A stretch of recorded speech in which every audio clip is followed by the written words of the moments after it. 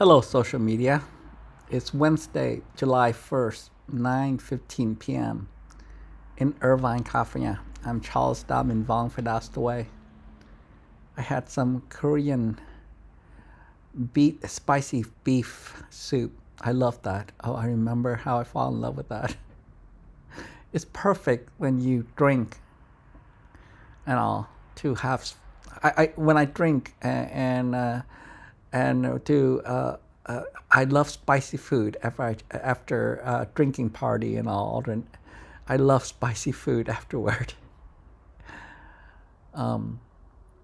Actually, when I'm high, I like spicy food too. But I guess after talking about play and how I try to live, essentially my life was play, but play can be also serious. So play doesn't mean it's all, play is all fun and all, but there is such thing as serious play, meaning looking at the world is a game, and people are very, very invested in the game. I know winning is everything too. So understanding playing, meaning that when I say the word play, I mean is that you can experiment and learn and try and redo and allow yourself to have that freedom to do so. That's the game. That's what I mean by looking at the world as play, and not judge yourself.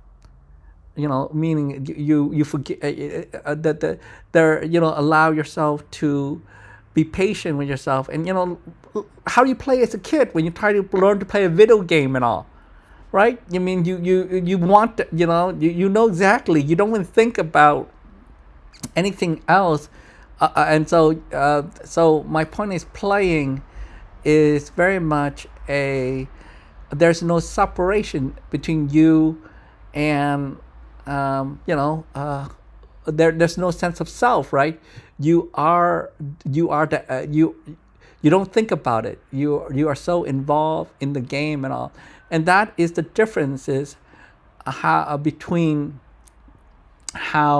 difference between social media and television is that social media is interactive. So versus, even when you're doom scrolling, you are still interactive, whereas the media is, watching, your TV or movie is a passive thing, something to think about. So I was thinking about knowing thyself, you are the world. I guess what I was thinking about, I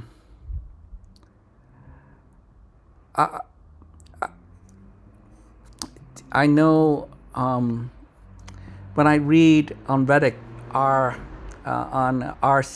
mental health or psychiatry or anti-psychiatry or see PTSD and all, I can feel the pain.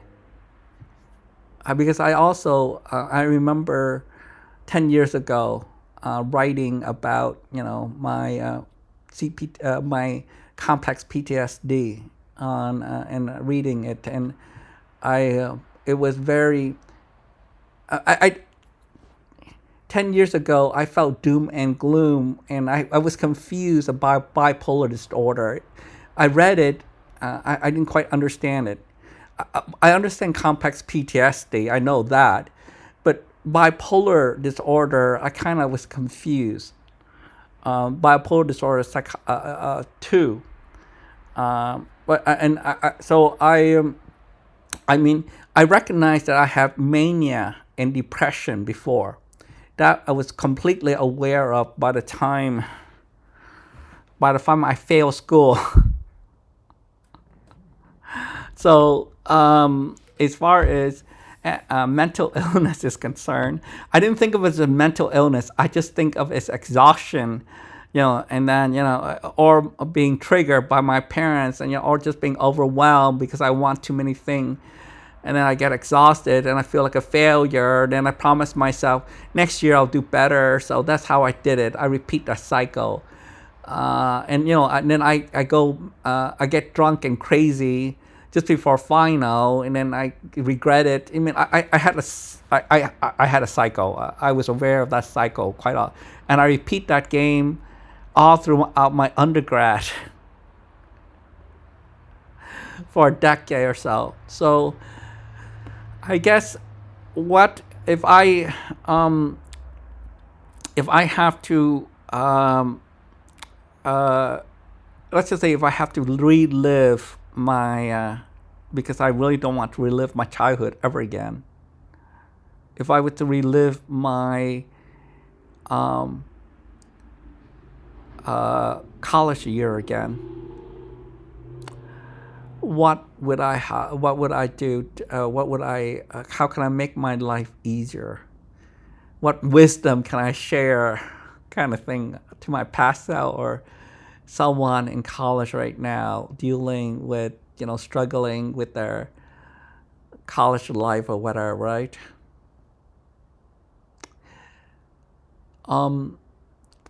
Know thyself is something that was difficult to figure out, in a sense that because of how I was raised, I did not have a sense of self. I only know myself in relationship to other people. So I was, because there was no, and the way my mother tried to raise me with this idea, like, I did not have many toys. And if my toys, they were educational toys.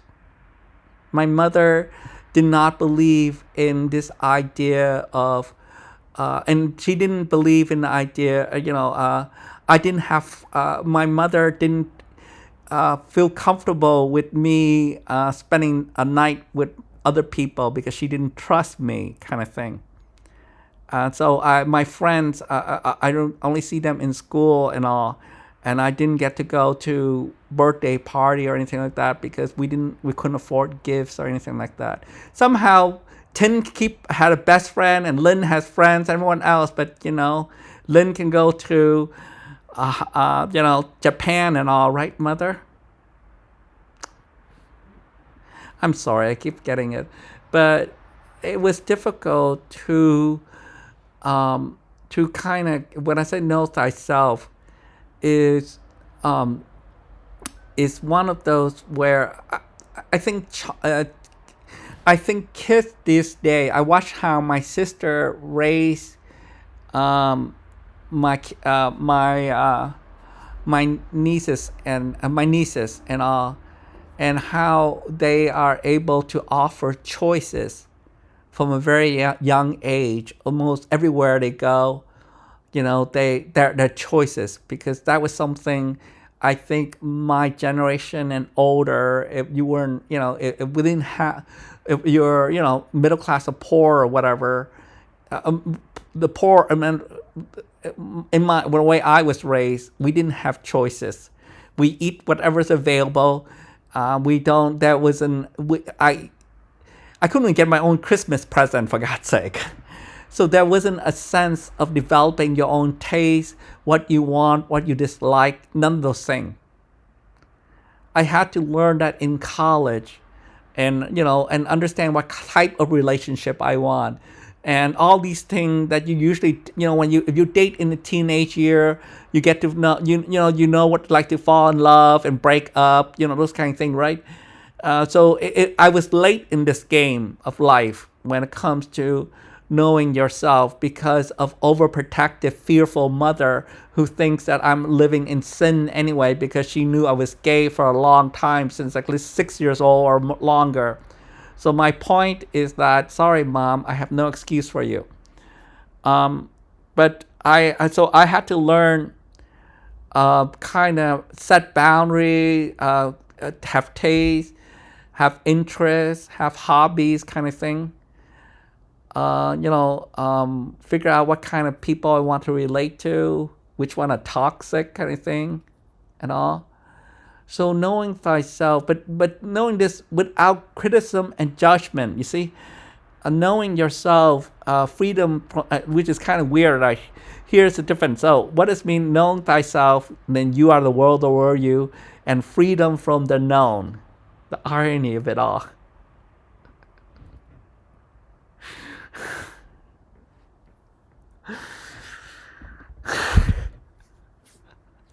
Because I built my character, I also know what it means to unknow myself. Meaning because I have multiple identity, in other words. Uh, I can, and they did clash, and they did between my, I mean, I think most Asian American or people who have dual culture, first generation, or first generation and American and immigrant or whatever. The issue is your parents has a different image of you than what your experience in school or college or what you want.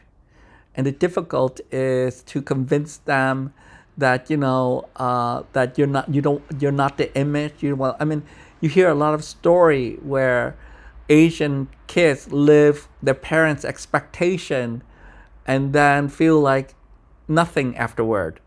I know several. I know a guy who became a doctor and hated it and never touched it again because his mother wanted him to become a doctor.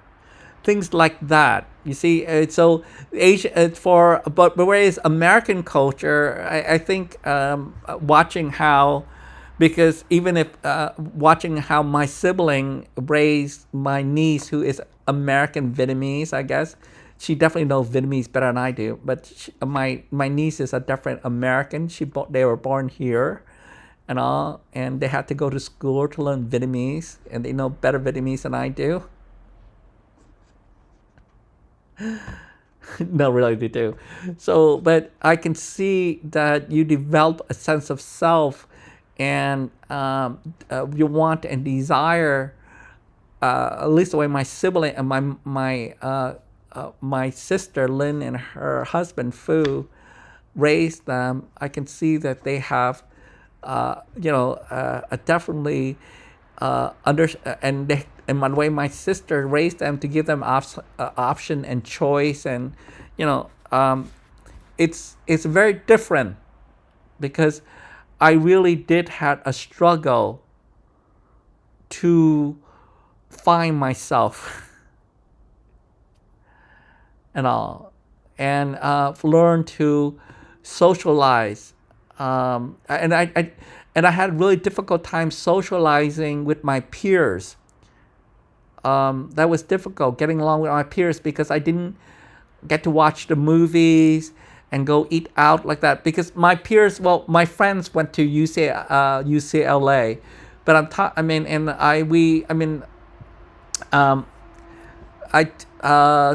so it's not like I didn't have high school friend. I did. It was just like I didn't. What was the right word?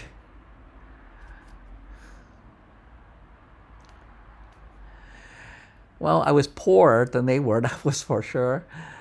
Um, I I had a lot of social anxiety. Meeting college in college. I had difficulty meeting friends in Irvine. I honestly to you, I'm glad that Irvine now has nightlife where have restaurant open past 9 p.m. because God no, I hated this place. When driving home from work from El Camino College and you want food and all you have is In-N-Out Burger, there's just so much. But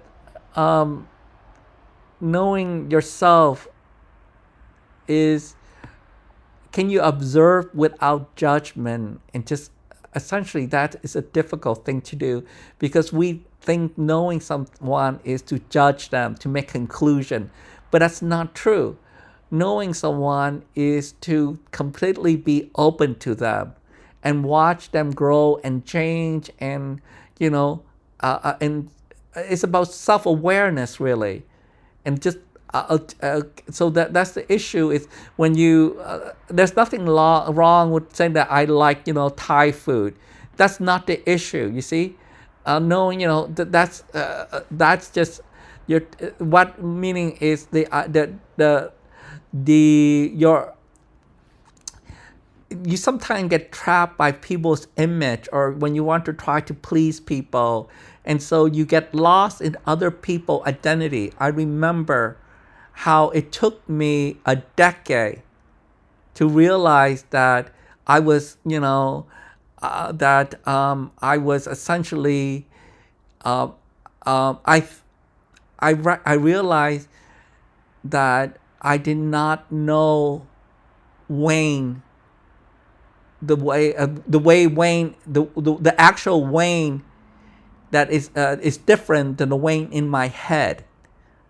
The person I finally recognized Wayne is the person who he is, thanks to Tom Tennis and all, because for what the image I had of Wayne was very different, and how I relate to him as well. I lost myself playing a role of thinking that this is what a good partner is supposed to do and all these things, when really he just wanted a boy toy. I mean, if I was just being a boy toy, I would have been fine. God damn it, that was so stupid of me. And when I became aware of it, I'm thinking, Wayne, if you just told me that you didn't want, Dao, let's go have fun. Do you not think I would just, go out and have fun with you anyway? Do you think I was trying to be supportive, so it was very frustrating when I finally realizing I just spent 2 years kind of depressed for someone when they just want a boy toy. And I'm thinking, here I am being a boy toy to John Bowler. Meaning when Wayne and I broke up, I was, John and I were just roommate, but we were just having fun. He was my man toy. Yes, he was my man toy. I used that man in every way possible. I disturbed him in every way possible. I really want to know what he talked to his father about me. John did, when he moved away, he did write me a letter. That was sweet, because we both miss each other. And I didn't write him a letter because I don't believe in writing, but I just phone call, but he was writing because John needs to write out his feeling. I can just blab it instantly. John needs to take time to work out his feeling, and it takes time and all to feel things out, and you have to be patient with him.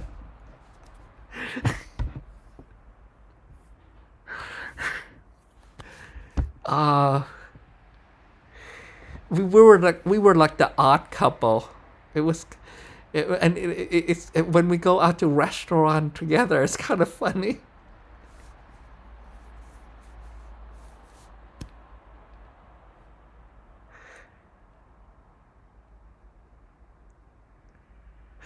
It was weird too. I do kind of like the I mean, if we can have I mean it was now that I think about it, I mean, you know yourself on how you relate to other to relationship, and because I was sheltered, and because at work I knew myself as what as a customer, I identify myself as someone who is a helper, and is an educator, tutor, and all these things in IT and all. So I know that idea. But I knew I can do that. What I mean when it comes to when it comes to understanding the kind of people you get along with and who you want to know,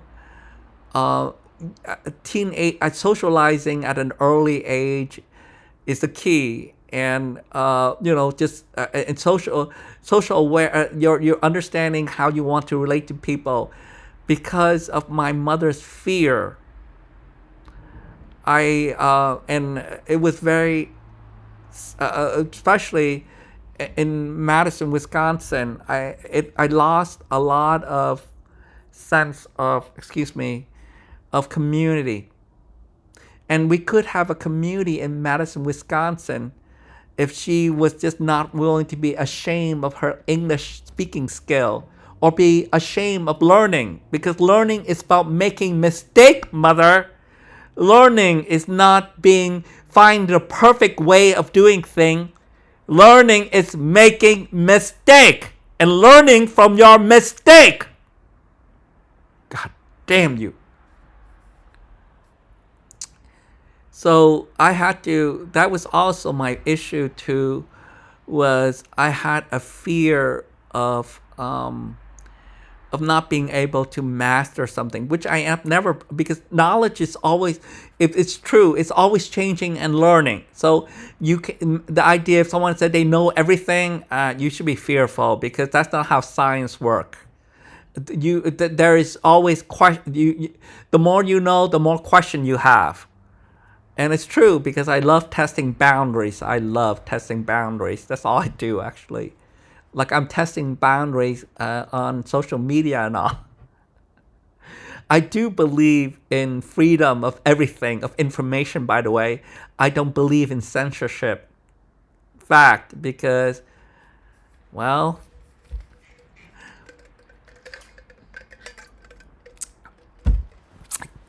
because if you're curious, you will find out your answer yourself, right? So, because also knowing yourself can also, because anxiety,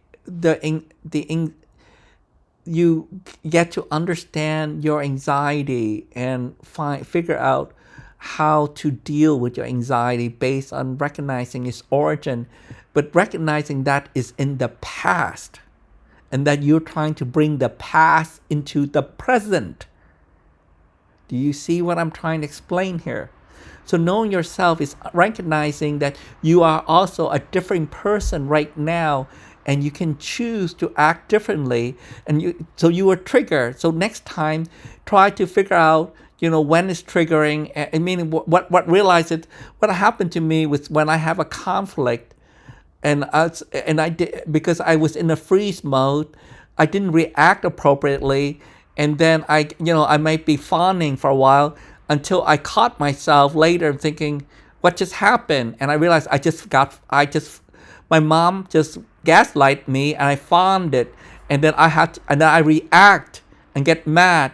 But then I realized, how can I get it so that I can be aware of at that moment and react appropriately from a state of, not from the past, not as a reaction, but as as someone who aware of the present moment and react appropriately.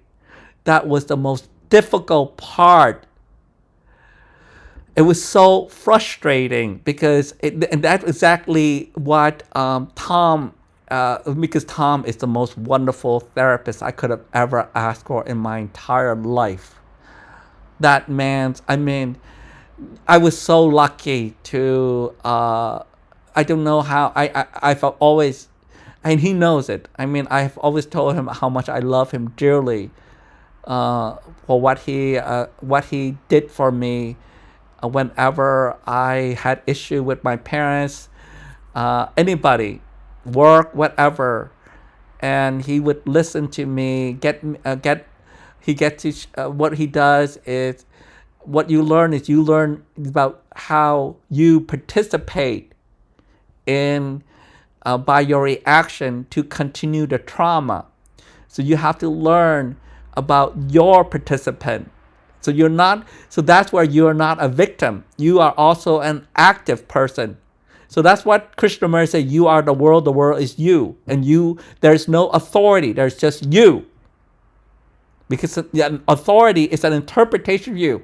So the point is, in every relationship is a mirror.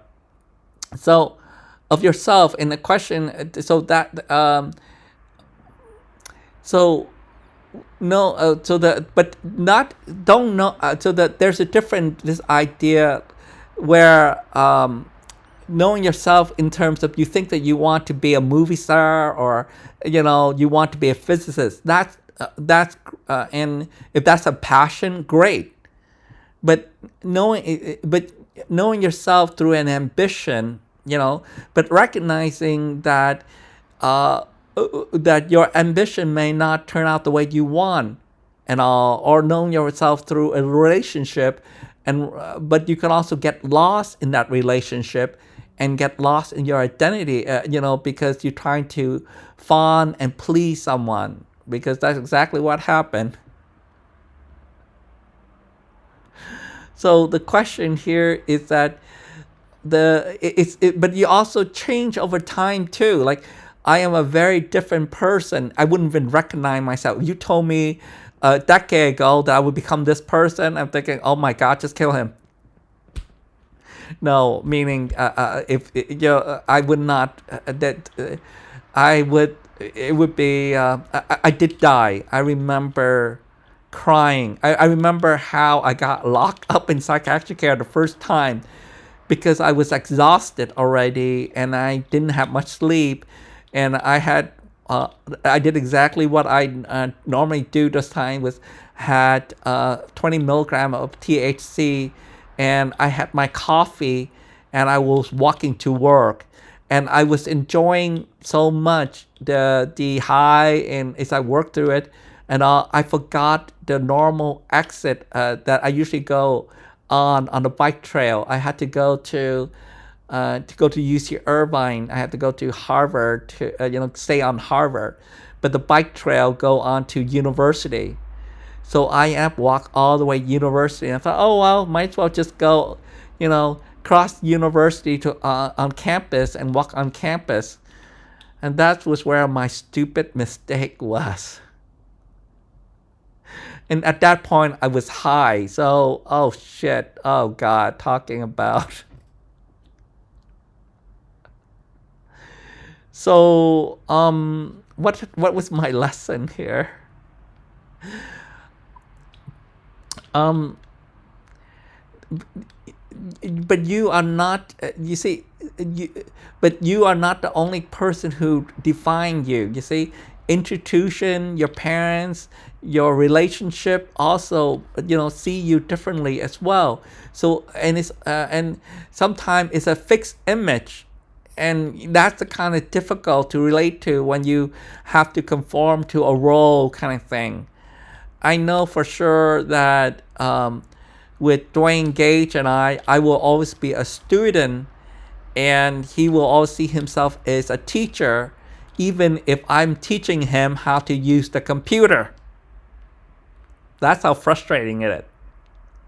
So recognizing your role in different relationship, so the question is not as simple as that. So, and also recognizing your behavior and reaction without judgment is the best way to learn about anything is to be objective and not draw a conclusion. That's part of the scientific, that's the idea of scientificity, isn't it? Is how can we, the idea of an objective observer, which is the closest you can be, is essentially freedom from the known and choiceless awareness. That is objective observer. That's the best thing you can do, is to be that, and that is an objective observer. So knowing yourself through that. And I think that is the basis of philosophy. Start from there. The rest are just icing on the cake, I guess.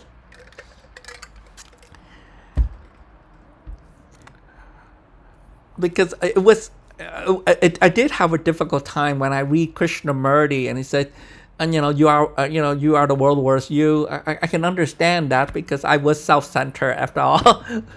But the idea you are your, I had a difficult understanding awareness because I think of awareness as if I'm awake and I have thoughts, right? Thinking, right? So awareness to me was just thinking. I thought when I think, that's when I'm aware. I there was no pause for me between what I say and what I think. That was something weird. That people think about their word before they speak. I just I just speak until now. I now I have to figure out what I'm trying to say here because I rarely allow to speak anyway. In Asian culture, you are that the idea is you're supposed to listen and follow direction. Be seen but not heard, kind of thing. That was the way, and follow direction. And your parents are always right.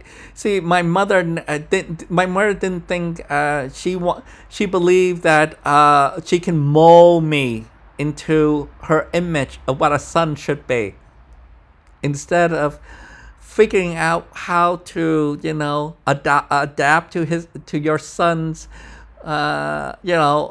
disability. Mother, it would have been helpful if you acknowledged that I had some disability, mother, instead of beating me over it, physically abuse me. But it's normal for her culture to beat and abuse, to beat their children and to discipline their children like that. So she can argue that that's just the way she was raised, which is true. So there, you see. So everyone is blameless at this point. So my point is understanding yourself and self-acceptance are kind of go hand in hand. I hope you all have a good night. Bye-bye.